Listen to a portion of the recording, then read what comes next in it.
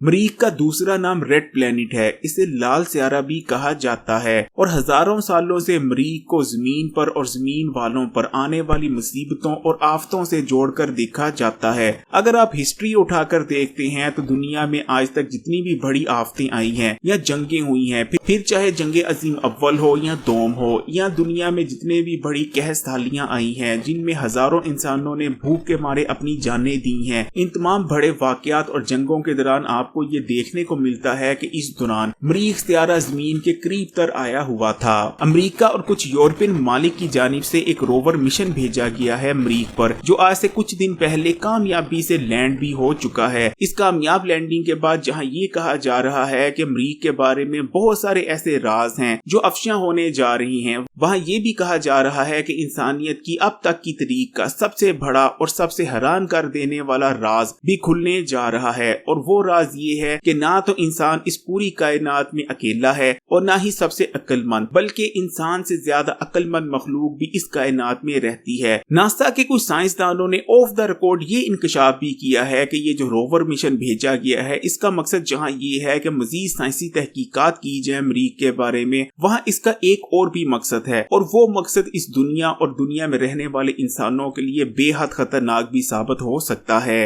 वो मकसद क्या है उसको जानने से पहले आपको एक और चीज जाननी पड़ेगी। अमेरिका के एक स्पेस साइंटिस्ट हैं, उनका नाम है जॉन ब्रैंडन बार्ग। इन्होंने कुछ साल पहले कुछ इंकशाफात किए थे और एक थ्योरी पेश की थी। जॉन ब्रैंडन बार्ग का ये कहना था कि मरीख आज जैसे नजर आता है, मरीख हमेशा से वैसे नहीं था, बल्कि किसी जमाने में मरीख बिल्कुल ऐसे ही नजर आता था जैसे कि आजकल खला से जमीन नजर आती है। मरीख पर जिंदगी थी, लेकिन ब्रैंडन का कहना था उसके बाद मरीख पर जंग छिड़ जाती है मरीख पर रहने वाली मखलूक के दो ग्रोहों के दरमियान, जिसमें शायद जोहरी हथियार इस्तेमाल किए गए थे या शायद जोहरी हथियारों से भी कोई खतरनाक टेक्नोलॉजी थी जो उस जंग के दरमियान इस्तेमाल की गई, और उसी जंग का नतीजा है कि मरीख आज ऐसा बंजर नजर आता है। लेकिन मरीख शुरू से ऐसा नहीं था, और सिर्फ जॉन ही नहीं बल्कि बहुत सारे ऐसे साइंटिस्ट हैं जो इस चीज पर यकीन रखते हैं कि मरीख पर किसी जमाने में जिंदगी हुआ करती थी, और ना सिर्फ जिंदगी हुआ करती थी बल्कि मरीख पर एक ऐसी मखलूक का भी वजूद था जो इंसानों से शायद बहुत ज्यादा अक्लमंद थी, यानी इंटेलिजेंस के मामले में वो हमसे कहीं आगे थी, और उस मखलूक के पास हमारे से कहीं एडवांस टेक्नोलॉजी भी मौजूद थी। मरीख पर कभी जिंदगी हुआ करती थी। इस थ्योरी पर यकीन रखने वाले साइंसदान सबूत के तौर पर ऐसी बहुत सारी तस्वीरों को पेश करते हैं जो मरीख की सतह की सैटेलाइट के जरिए ली गई थी।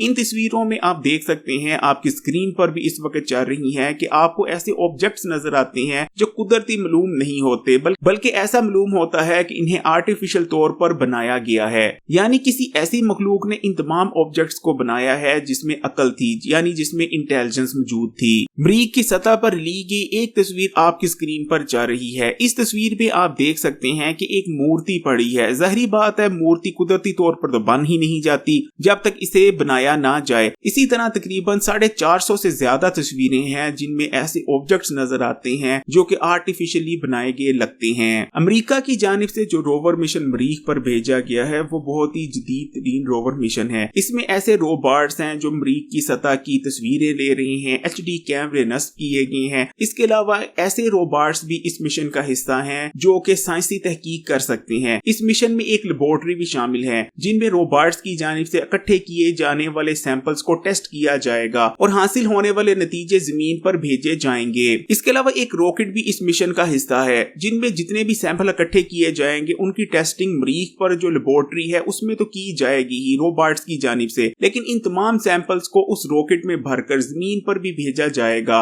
और इन सैंपल्स को जमीन पर आने के बाद भी मुख्तलिफ नौइयत के टेस्टों से गुजारा जाएगा। लेकिन जो बहुत सारे इंकशाफात किए जा रहे हैं इस रोवर मिशन के हवाले से वो बहुत ज्यादा खतरनाक हैं, और ये इंकशाफात किसी आम आदमी की जानिब से नहीं किए जा रहे बल्कि बहुत सारे ऐसे साइंसदान जो नासा से जुड़े थे और इस मिशन पर काम कर चुके हैं वो साइंसदान भयानक इंकशाफात कर रहे हैं। कई साइंसदानों का ये कहना है कि ये जो मिशन है, असल में इसका सिर्फ ये मकसद नहीं कि मरीख की सतह की जांच की जाए, बल्कि इस मिशन का एक और मकसद है कि मरीख की सतह पर अंडरग्राउंड ऐसे तहखाने ढूंढे जाएं, ऐसे बेसमेंट्स ढूंढे जाएं जो मरीख पर जो जंग हुई थी उसके नतीजे में अभी तक मुकम्मल तौर पर तबाह नहीं हुए, बल्कि वो अभी भी ठीक और सही हालत में मौजूद हैं। असल में अमेरिका का असल मकसद उस टेक्नोलॉजी और उन तमाम हथियारों को हासिल करना है जिन हथियारों को मरीख पर रहने वाली खलाई मखलूक ने इस्तेमाल किया, जिसके बाद मरीख की ये हालत हो गई थी। और खुदा न खास्ता अगर अमेरिका के हाथ वो खतरनाक हथियार लग जाते हैं जो कि शायद जोहरी हथियारों से भी कई गुना ताकतवर होंगे, तो आप खुद ही सोच सकते हैं कि जमीन पर कितनी तबाही मचने वाली है। मैं हूं खबरी। अगर वीडियो पसंद आई है तो लाइक करें और खबरी यूट्यूब चैनल को सब्सक्राइब करके बेल आइकॉन को भी क्लिक कर दें।